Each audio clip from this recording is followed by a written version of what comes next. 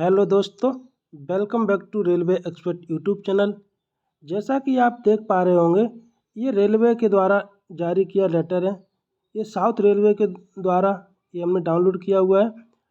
इसमें रेलवे ने तो पूरा भर्ती का प्रकरण बदल दिया, आपकी योग्यता बदल दी। इसमें किसकी योग्यता बदली, ये हम पूरा इस वीडियो में बात करने वाले हैं। और कौन कौन अब वैकेंसी से बाहर हो जाएगा, किसको नौकरी नहीं मिलेगी, ये भी आप पूरा वीडियो ध्यान से देखना। आपको हर एक की बात करने वाले हैं। जैसा कि आप यहाँ पे देख सकते हैं, amendment in minimum qualifications for the post of primary teacher in railway school. जो प्राइमरी टीचर की अभी वैकेंसी निकली थी मिनिस्ट्रियल के लिए, उसमें जो प्राइमरी टीचर हैं उनकी क्वालिफिकेशन क्या, अर्हता क्या थी, उसमें चेंज कर दिया। इसमें चेंज क्या किया है, ये देखिए यहाँ पे आप एक रेलवे बोर्ड के लेटर है, रेलवे बोर्ड के आपका लेटर दिखा देते हैं। ये देखिए, amendment in minimum qualification of post of primary teacher, ये रेलवे बोर्ड का लेटर है। वो 4 फरवरी का था और जो साउथ रेलवे ने जारी किया है वो किया है 13 फरवरी के लिए। आइए क्या क्या इसमें चेंज हुआ, इसमें बात करते हैं। Amendment is invited to railway board's letter under reference with which the minimum qualifications for the recruitment promotion of teacher for class 6 to 8 were modified in the line which National Council for Teacher Education NCTE gazetted notification date, ये notification कब निकाला है, ये पुराने notification में क्या क्या इनमें संशोधन किया गया था उनकी ये डेट है। अब इसमें क्या क्या संशोधन हुए हैं ये भी आपको दिखा देते हैं। The honourable supreme court vide its judgement date 18/11/23 is Devesh Sharma versus Bharat and organisation has quest and set aside the NCTE notification date. This prescribe the B.Ed qualification as one of qualification for the post of primary teachers. According the candidate were B.Ed qualifications are not eligible for appointment as a teacher for the class 1st to 5.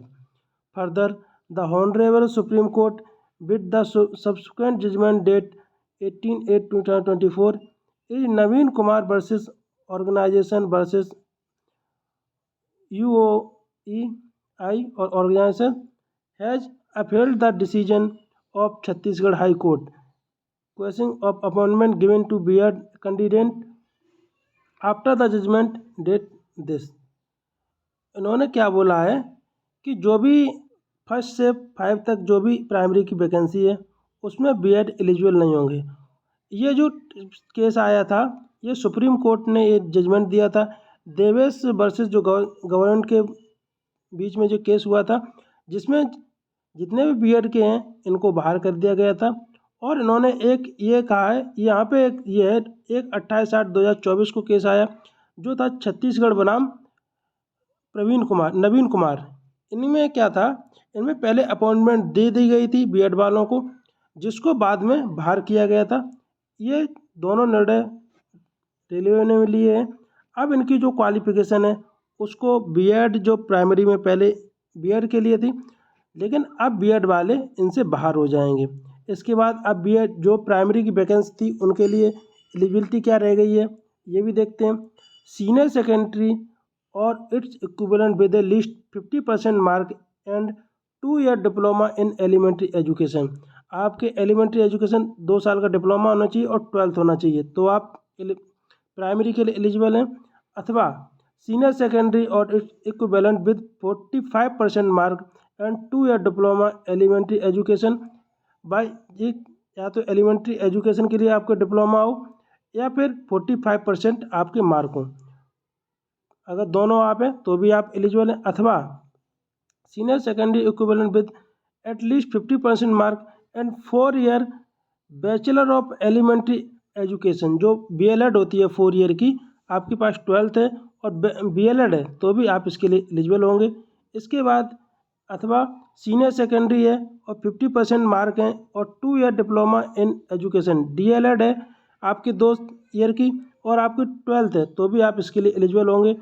इसके बाद क्या दिया है, इसके बाद graduation and 2 year diploma in elementary education, आपके पास graduation है और 2 साल का आपका DLED है तो भी आप इसके लिए एलिजिबल हो जाएंगे।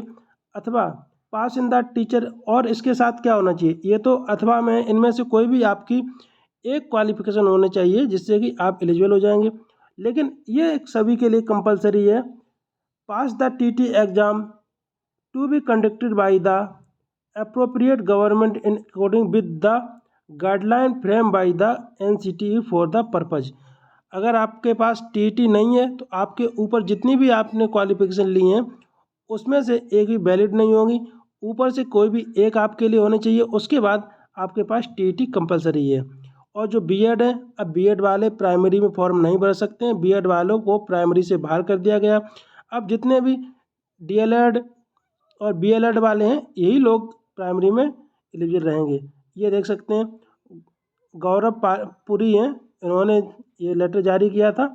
ये पूरा लेटर है, हम अपने टेलीग्राम पर डाल देंगे, वहाँ से और डिटेल में आप इसको पढ़ सकते हैं। इसमें RB नंबर दिया है, इसको अगर आप देखेंगे तो आपको गूगल में सर्च करके इससे भी आप इसको ढूंढ सकते हैं। इस वीडियो में इतना ही, और अगर आपको इन्फॉर्मेशन अच्छी लगी हो तो चैनल को सब्सक्राइब कर लेना और वीडियो को लाइक कर देना। इस चैनल पे जो भी न्यू अपडेट आती हैं उनको हम सबसे पहले आपको प्रोवाइड कराते हैं और इस चैनल का यही मोटिव है।